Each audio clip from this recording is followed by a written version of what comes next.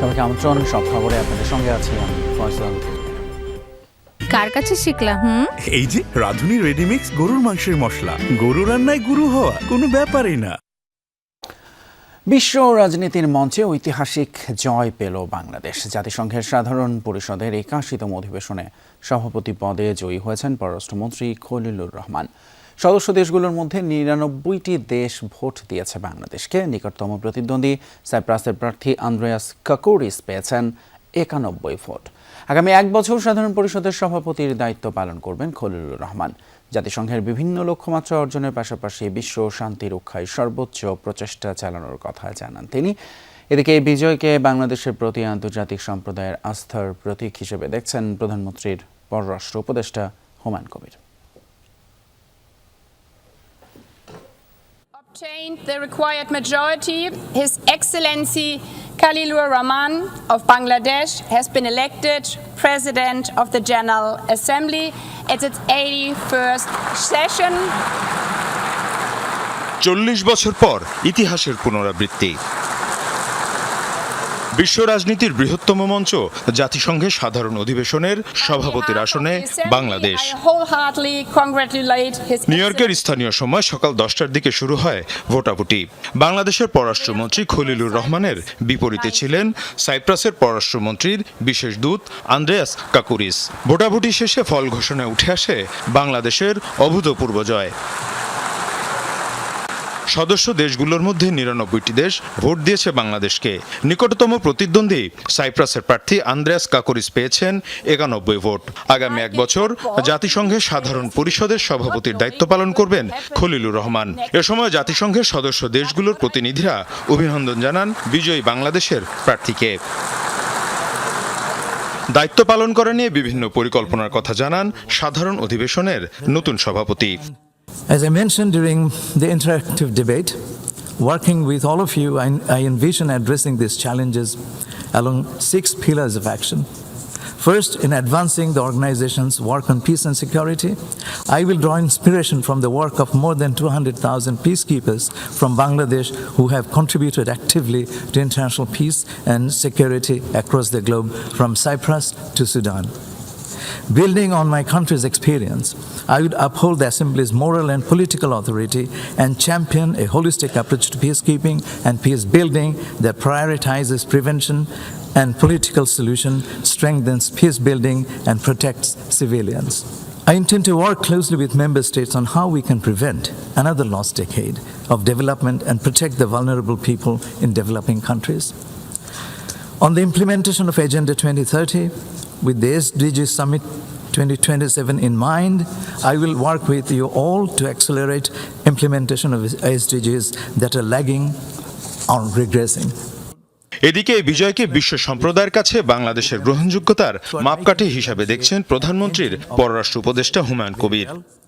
বিরাট সফলতা, গ্লোবাল সফলতা, ভিজিবিলিটির সফলতা এবং বাংলাদেশের প্রতি ওয়ার্ল্ডের স্বীকৃতি। বাংলাদেশে অনেকটা গ্লোবাল ইনফ্লুয়েন্স রাখ করে and we confidently stood our candidate and won awards of this, the position of President of the General Assembly এবং কন্টেস্ট করে আমরা জিতছি।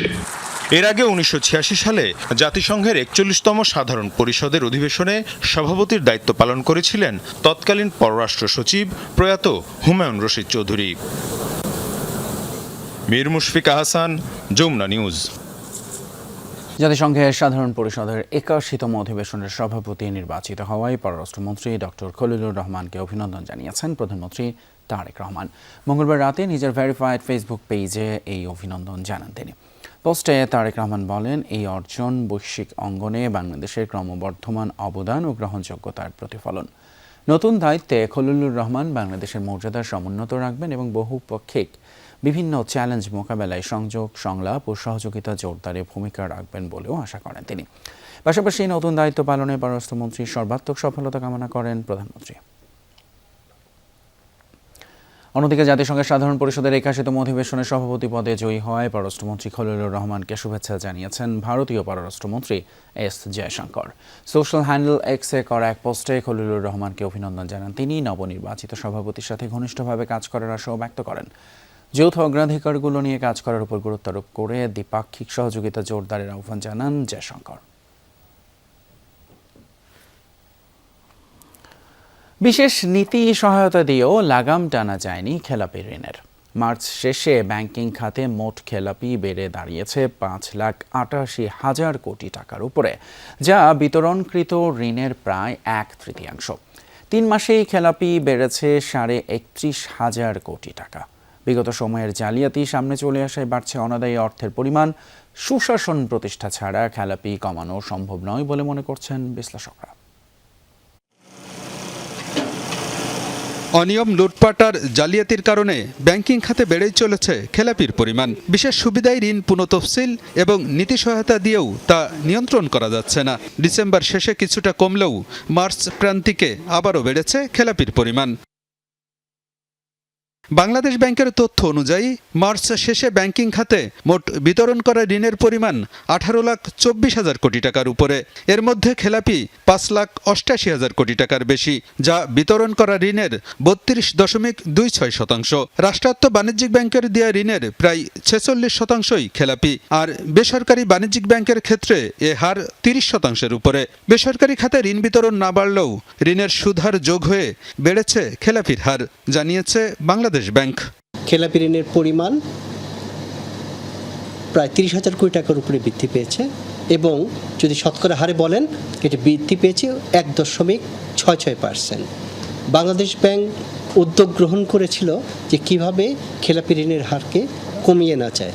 পক্ষান্তরে দেখা যাচ্ছে কিছুটা বৃদ্ধি পেয়েছে। চলতি বছরের প্রথম প্রান্তিকে খেলাপি বৃদ্ধিতে এগিয়ে আছে বেসরকারি বাণিজ্যিক ব্যাংক। এ সময় বেসরকারি খাতে খেলাপি বেড়েছে প্রায় 26,000 কোটি টাকা, আর সরকারি ব্যাংকের ক্ষেত্রে এর পরিমাণ 3,677 কোটি টাকা। আশঙ্কাজনক হারে খেলাপি ঋণ বেড়ে যাওয়ায় এর নেতিবাচক প্রভাব পড়েছে ব্যবসা বাণিজ্যে। তাই যে কোনো উপায়ে এমন ঋণ কমিয়ে আনতে সুশাসন প্রতিষ্ঠায় জোর দিয়েছেন বিশ্লেষকরা। আস্থাহীনতায় ভোগে, সুশাসনের অভাব ঘাটতি এখানে প্রচন্ড রকম। তো সুতরাং এই সমস্ত প্রতিষ্ঠান যদি সত্যিকার অর্থে ব্যবসায়িক প্রতিষ্ঠান হিসেবে সামনের দিকে এগিয়ে যেতে চায়, এই মন্দ ঋণ বা খেলাপি ঋণ এটা অবশ্যই চেক দিতে হবে। খেলাপি ঋণের সাথে বাড়ছে ব্যাংকিং খাতে প্রভিশন ঘাটতিও। চলতি বছরের প্রথম 3 মাসে প্রায় 14,500 কোটি টাকা বেড়ে প্রভিশন ঘাটতির পরিমাণ দাঁড়িয়েছে 2,05,000 কোটি টাকার উপরে। আলমগীর হোসেন, যমুনা নিউজ, ঢাকা। ভঙ্গুর অর্থনীতিতে রাতারাতি সমৃদ্ধি আনা সহজ নয়, এজন্য সময় প্রয়োজন বলে মনে করেন অর্থমন্ত্রী আমির খসরু মাহমুদ চৌধুরী। তিনি জানান, দেশের সব বাজেটেই নিম্ন আয়ের মানুষ বঞ্চিত হয়েছে। এবার গণতন্ত্রায়ন হবে। বাজেট নিয়ে সেমিনারে বক্তারা বলেন, বড় বাজেট বাস্তবায়নে অর্থায়ন নিশ্চিত করা কঠিন। বাংলাদেশ ব্যাংক তহবিলের স্বচ্ছ ব্যবহার নিশ্চিত করতে হবে। অর্থমন্ত্রী বলেন, এবারের বাজেট হবে অন্তর্ভুক্তিমূলক। কেন বড় বাজেট বাস্তবায়ন হবে না তা খুঁজে বের করার কথাও জানান অর্থমন্ত্রী। বলেন, ফ্যামিলি কার্ড দেওয়ার ক্ষেত্রে ব্যক্তি নির্বাচন প্রক্রিয়ায় কোনো রাজনৈতিক সম্পৃক্ততা নেই। ডেমোক্রেসি খালি ভোটের জন্য থাকবে, রাজনীতির জন্য থাকবে, কিন্তু অর্থনীতির জন্য থাকবে না, এটা তো হতে পারে। So we are democratising the economy. Slogan হচ্ছে অর্থনীতিকে গণতন্ত্রায়ন করা। সবগুলো মানুষের সমান অধিকার থাকবে অংশগ্রহণ করার জন্য, এবং অর্থনীতির সুফল তার বাড়িতে পুষতে হবে। অভিযোগ গঠনের পরদিনই শিশু রামিসা ধর্ষণ এবং হত্যা মামলার সাক্ষ্য গ্রহণ শেষ করা হলো। প্রথম দিন রামিসার পরিবার, পুলিশ কর্মকর্তা, ফরেনসিক বিশেষজ্ঞ, ম্যাজিস্ট্রেট সহ সাক্ষ্য দিয়েছেন 16 জন। এতে উঠে আসে রামিসা হত্যার লোমহর্ষক তথ্য। তদন্ত কর্মকর্তা বলেন, রামিসা ধর্ষণ এবং হত্যায় সোহেল রানা ও স্বপ্না খাতুন ছাড়া তৃতীয় কোনো ব্যক্তির সম্পৃক্ততা পাওয়া যায়নি।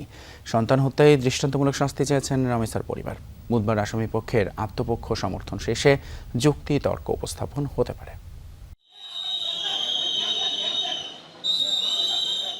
সোমবারই অভিযোগ গঠনের মধ্য দিয়ে শিশু রামিসা ধর্ষণ ও হত্যা মামলার বিচার কার্যক্রম শুরু হয়। এদিনই সাক্ষ্য গ্রহণের জন্য মঙ্গলবার নির্ধারণ করা হয়।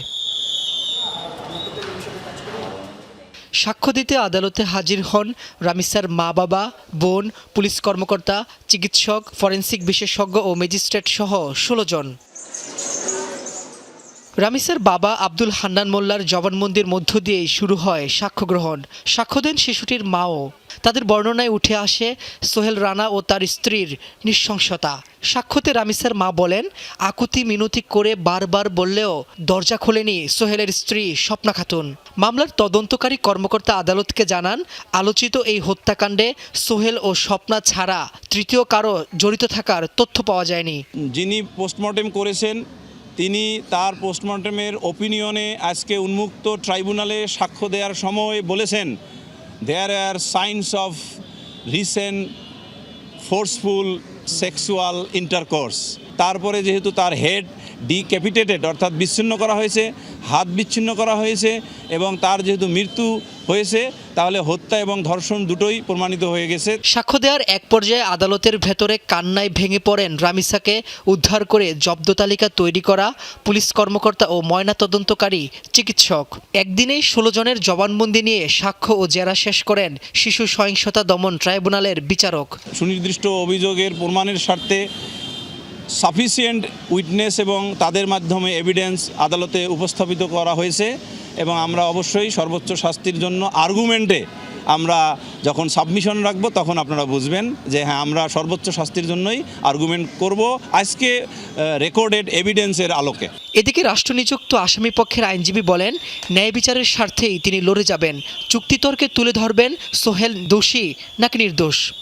স্টেট ডিফেন্স লয়ার হিসেবে যেই মামলায় আসামির সর্বোচ্চ শাস্তির বিধান রয়েছে, এই ধরনের একটা অপরাধ, এটা আমি আমার সেই দায়িত্বটুকু আসামি পক্ষে যেন বিচারটা স্বচ্ছ হয়, নিরপেক্ষ হয়, দেশ এবং দেশের বাইরে যেন এই বিচার প্রক্রিয়া প্রশ্নের সম্মুখীন না হয়, সরকার কর্তৃক অর্পিত দায়িত্ব আমি পালন করার চেষ্টা করেছি। রামিসার পরিবার জানান, সন্তান হত্যার ন্যায় বিচার ও সর্বোচ্চ শাস্তি চান তারা। এটা ন্যায় এবং সুষ্ঠু বিচার এবং সেই বিচারের দ্রুত কার্যকারিতা এবং এর পাশাপাশি বাংলাদেশের আর কোনো বাবা মার বুক যেন এরকম নির্মমভাবে খালি না হয়, কোনো বাবা মার বুক যেন এইভাবে ভেঙে না যায়, কোনো বাবা মা যেন আমার মতো এই বাদপুটে এসে দাঁড়াতে না হয়। বুধবার মামলার আসামি পক্ষের আত্মপক্ষ সমর্থনের দিন ধার্য করেছেন আদালত।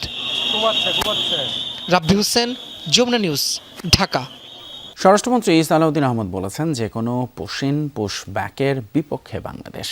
সীমান্তের সবগুলো ঘটনায় বর্ডার কিলিং নয় বলে মন্তব্য করেন তিনি। সচিবালয়ে এক ব্রিফিংয়ে এসব কথা বলেন। রামিসা ধর্ষণ এবং হত্যা মামলার বিচার দ্রুত শেষ হবে বলে আশা স্বরাষ্ট্রমন্ত্রীর। এছাড়া তিনি জানান, আদ্দিন হাসপাতালে 6 নবজাতক মৃত্যুর ঘটনা তদন্ত হচ্ছে, আইন অনুযায়ী ব্যবস্থা নেবে আইনশৃঙ্খলা বাহিনী। যাতায়াত সহ কুরবানি ঈদ নির্বিঘ্নে পালিত হয়েছে বলেও মন্তব্য তার। জানান, যানজট নিরসনে অটোরিকশা চালকদের জন্য বিকল্প ব্যবস্থা করছে সরকার।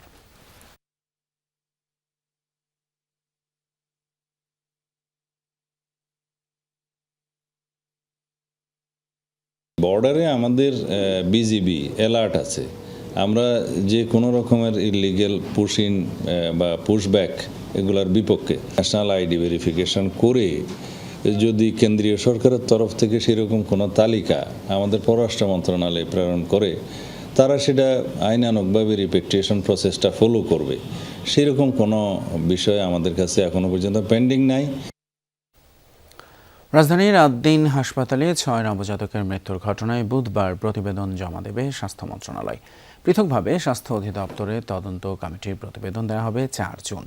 তবে এরই মধ্যে আদ্দিন হাসপাতালে তদন্ত কমিটি তাদের প্রতিবেদন জমা দিয়েছে মন্ত্রণালয়ে। এদিকে মঙ্গলবার ভুক্তভোগী পরিবারগুলোর সাথে কথা বলে তথ্য উপাত্ত নিয়েছে রমনা থানা পুলিশ।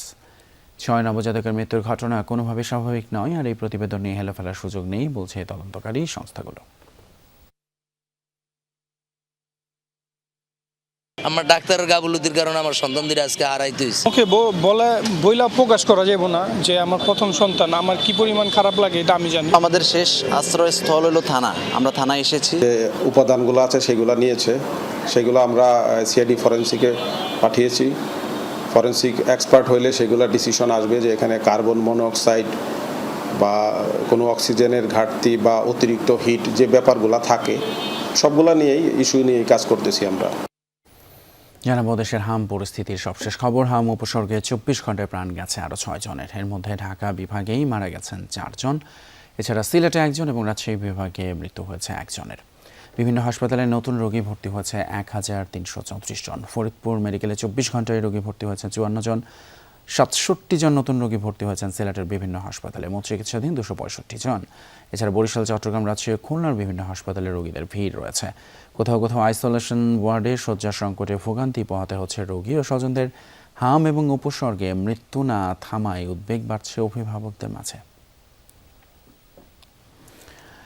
এর উপর এবছরও চোখ রাঙাচ্ছে ডেঙ্গু, তাই পরিস্থিতি সংকটময় হওয়ার আগে থেকেই প্রস্তুতি গ্রহণ করতে চায় সরকার। প্রধানমন্ত্রীর নির্দেশনা অনুযায়ী ডেঙ্গু প্রতিরোধে সিটি কর্পোরেশন, বিশেষজ্ঞ চিকিৎসক, বেসরকারি হাসপাতাল, ক্লিনিক এবং ডায়াগনস্টিক অ্যাসোসিয়েশনের প্রতিনিধিদের সাথে বৈঠক করেছে স্বাস্থ্য মন্ত্রণালয়।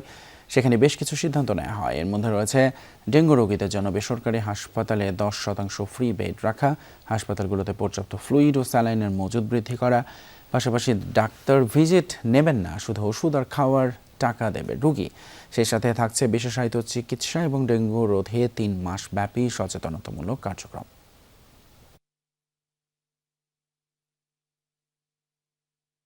আমরা চেষ্টা করতেছি ডেঙ্গু যাতে জিরো থাকে, ডেঙ্গুর জন্য 10% দিবেন, ইনভেস্টিগেশন 80% কম নেবেন। 10,000 টাকা হইলে 80% 8,000 টাকা মাফ দিতে হবে না। Bed free, doctor visit free, খাওয়ার রোগীর, ওষুধ কিনা রোগীর। 2 দফা জানাজা শেষে ভোলায় বর্ষিয়ান রাজনীতিবিদ, মুক্তিযুদ্ধের সংগঠক তোফায়েল আহমেদের দাফন সম্পন্ন হয়েছে। গ্রামের বাড়ি কোড়ালিয়ায় পারিবারিক কবরস্থানে দাফন করা হয় প্রবীণ এই রাজনীতিবিদকে। এর আগে ভোলা সরকারি উচ্চ বিদ্যালয় মাঠে হয় তোফায়েল আহমেদের দ্বিতীয় জানাজা। অংশ নেন বিভিন্ন শ্রেণী পেশার মানুষ, লোকে লোকারণ্য হয়ে ওঠে বিদ্যালয় মাঠ। স্থানীয়রা বলেন, তোফায়েল আহমেদের মৃত্যুতে রাজনৈতিক অঙ্গনে এক অপূরণীয় শূন্যতার সৃষ্টি হয়েছে। চিরনিদ্রায় শায়িত হলেন ৬৯-এর গণঅভ্যুত্থানের অগ্রসৈনিক ও মুক্তিযুদ্ধের অন্যতম সংগঠক তোফায়েল আহমেদ। দুপুরে হেলিকপ্টারে করে রাজধানী ঢাকা থেকে তার মরদেহ নেওয়া হয় নিজ জেলা ভোলায়। হেলিপ্যাড থেকে মরদেহ নিয়ে ফ্রিজিং অ্যাম্বুলেন্স পৌঁছায় জানাজা স্থল ভোলা সরকারি উচ্চ বিদ্যালয় মাঠে। সেখানে 60-এর দশকের ছাত্র রাজনীতির উজ্জ্বল নক্ষত্র বীর মুক্তিযোদ্ধা তোফায়েল আহমেদকে গার্ড অব অনার প্রদান করে প্রশাসন। বাদ জোহর হয় সাবেক শিল্প ও বাণিজ্য মন্ত্রীর দ্বিতীয় জানাজা। বর্ষিয়ান এই রাজনীতিকের জানাজায় অংশ নেন সর্বস্তরের হাজারো মানুষ। লোকে লোকারণ্য হয়ে ওঠে বিদ্যালয় প্রাঙ্গণ। স্থানীয়রা বলেন, তোফায়েল আহমেদ শুধু একজন রাজনীতিবিদ ছিলেন না, তিনি ছিলেন জেলার মানুষের আশা আকাঙ্ক্ষার প্রতীক। তোফায়েল আহমেদ একজন জাতীয় নেতা, জাতীয় বীর, একজন স্বাধীনতার অন্যতম সংগঠক, ৭০-এর গণঅভ্যুত্থানের মহানায়ক, বঙ্গবন্ধুর একান্ত আপনজন এবং কাছের লোক ছিলেন। রেসকোর্স ময়দানে তিনি বঙ্গবন্ধুতে ভূষিত করেছেন। আজকে তিনি আর নেই। দেশের নেতা, আন্তর্জাতিক নেতা।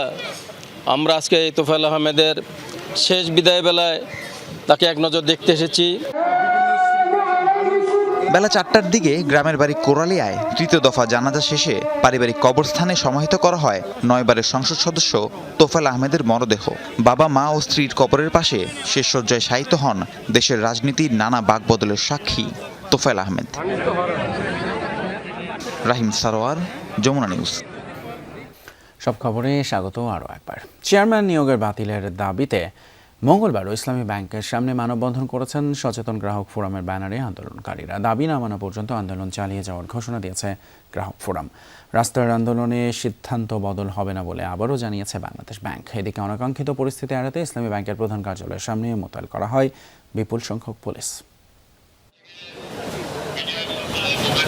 সকাল থেকেই মতিঝিলের দিলকুশাই জড়ো হতে থাকে আন্দোলনকারীরা।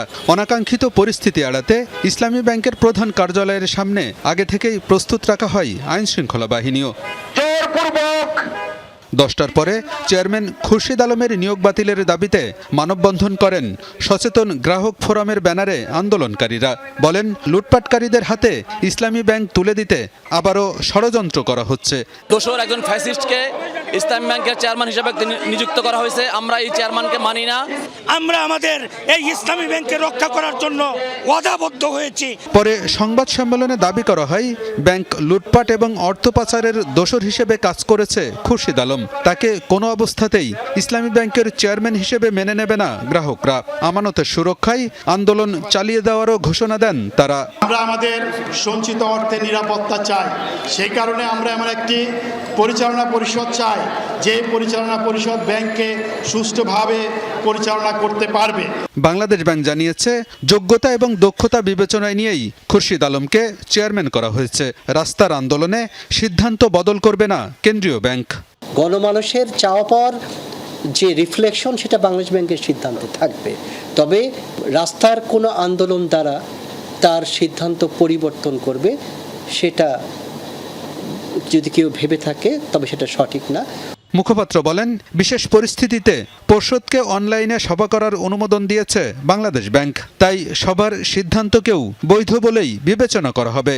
একই দাবিতে রংপুর, চট্টগ্রাম, চাঁদপুর, ঝালকাঠি সহ দেশের বিভিন্ন জেলায় ইসলামী ব্যাংকের শাখার সামনে মানববন্ধন করেছেন আন্দোলনকারীরা। আলমগীর হোসেন, যমুনা নিউজ, ঢাকা। বাংলাদেশ অভ্যন্তরীণ নৌ পরিবহন কর্তৃপক্ষ বিআইডব্লিউটি এর নতুন চেয়ারম্যান হিসেবে নিয়োগ পেয়েছেন মোহাম্মদ মহিদুল ইসলাম।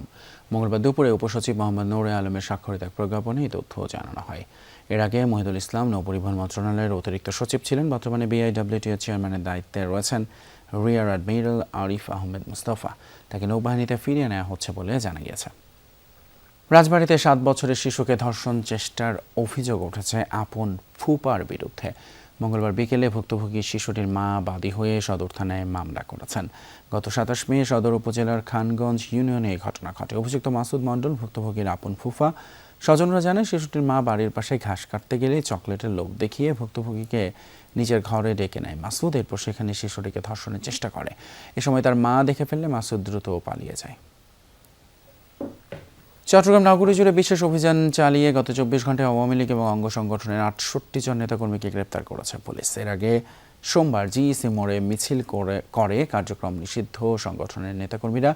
এরপরই শুরু হয় পুলিশের বিশেষ অভিযান। পুলিশ জানায়, মিছিলটি নাশকতা এবং রাষ্ট্রবিরোধী কর্মকাণ্ডে জড়িত থাকার অভিযোগে এসব নেতাকর্মীকে গ্রেপ্তার করা হয়েছে। নগরীর আইনশৃঙ্খলা পরিস্থিতি স্বাভাবিক রাখতে এই ধরনের অভিযান চলমান থাকবে বলেও জানায় পুলিশ। দর্শক, এই ছিল আমাদের আজকের সব খবরের আয়োজন। এতক্ষণ সাথে থাকার জন্য ধন্যবাদ।